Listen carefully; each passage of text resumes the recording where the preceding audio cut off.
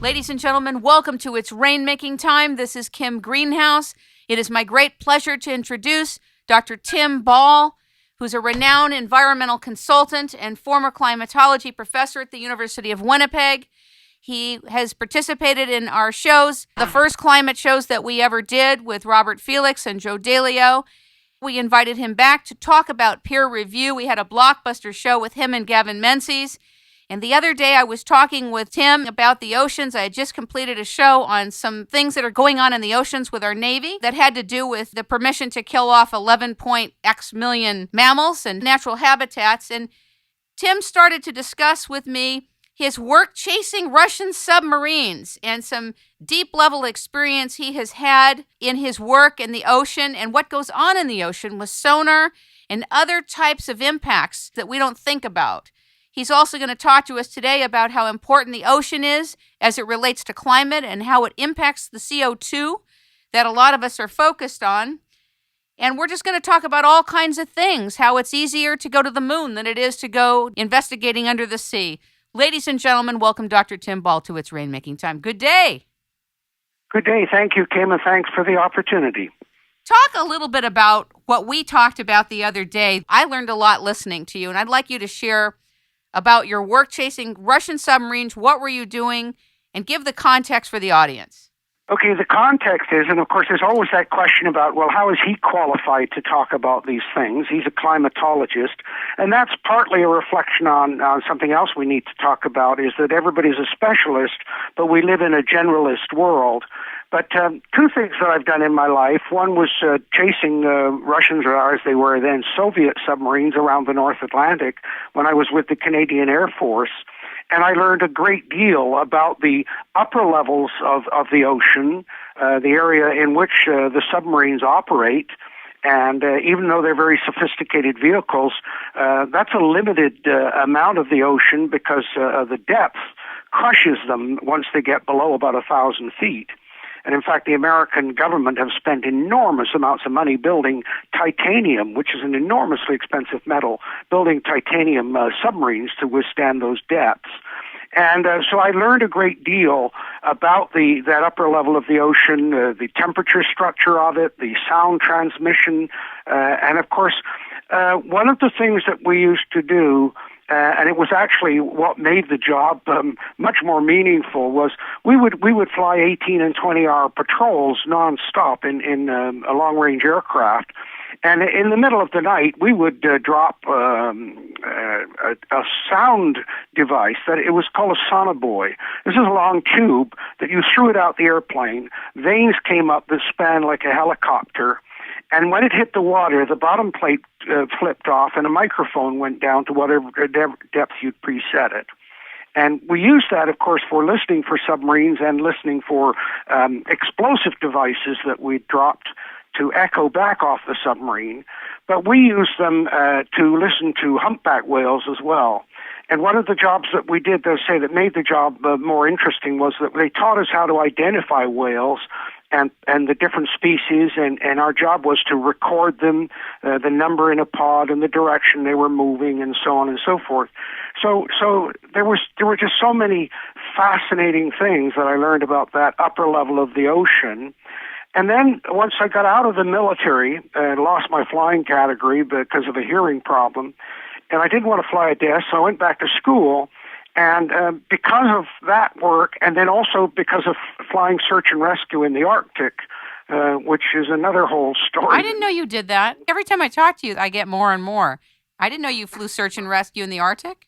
Yeah, I did 5 years of search and rescue right to the North Pole and all across Canada. And of course, when I started out, there was no GPS. In fact, just to tell you how primitive and how recent our knowledge of the world is, we used to fly up over Baffin Island and all of those places, and our maps had quite large areas that said terra incognita on them. Now, what that means is unknown land. And so this is in the 60s. So it tells you how recent we've been mapping even the surface of the Earth, and how little we actually know about the Earth, and we can talk about that with the oceans as well. But of course that got me learning about the Arctic climate, and of course the whole Arctic area is an incredibly fascinating area. But that got me into wanting to study weather and climate. So I went back to university, and there, of course, I discovered that the oceans were a very, very important part of the whole climate system. In fact, the interaction between the atmosphere and the oceans is an essential part of understanding how the weather changes and how the weather patterns develop. We can see that going on right now. For example, we've just coming out of an El Nino event, which is a large ocean current that influences the temperature around the world, and we're going into an El Nino, which is already driving temperatures down in the southern hemisphere. I mean, there are reports of below freezing temperatures in the Andes in Bolivia, and so you get some idea of it. So the oceans, and particularly the upper levels of the ocean, are hugely important in understanding how the weather changes, and therefore how climate varies over time. So with all of those things coming together, it has led me to a tremendous interest in the oceans in total. And so that's the background for why I feel qualified to make some of the comments that things we're going to talk about today. It's kind of disturbing that you have to lay that out in order to speak your experience and your expertise. But I'm glad you did it. Well, of course, one of the things, Kim, is that it's a completely biased approach, because the skeptics are immediately challenged for their qualifications to talk about things, whereas people that are not skeptics are allowed to have all the views they want. And of course, the classic one is Al Gore, who sets himself up as an expert on climate and ridicules other people that dare to question him. And so, yeah, it's unfortunate, but it's a fact of, and in fact, it's a measure of how they've politicized these science issues, like the oceans and like the climate. And but it is necessary. I want to go back to your experience listening to the humpback whales in our earlier conversation. I'm paraphrasing here, but you were speaking to me about the sonar and what happens to the mammals there and what they hear. And you were giving a certain perspective of something I thought was interesting. Can you talk about it?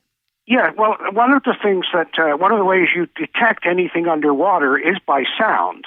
And of course, the whales and dolphins and other creatures that use the sonic method of detection, they send out a signal and then they receive the signal back. So they're very sensitive to sound, much like bats and use the same techniques. And so when we were trying to track down submarines, there were two things that we had to, well, several things, but two primary things was we learned that there were layers in the ocean determined by the water temperature.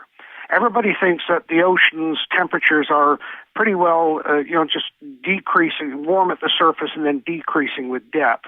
Well, that's not the case at all. There can be multiple layers of a warmer layer and a cooler layer and so on. And one of the ways that the navies and I was in the Air Force, we determined this was by doing what was called a bathythermograph. And of course, that's simply a fancy term for graphing the temperature, the therm part of it, the temperature with depth.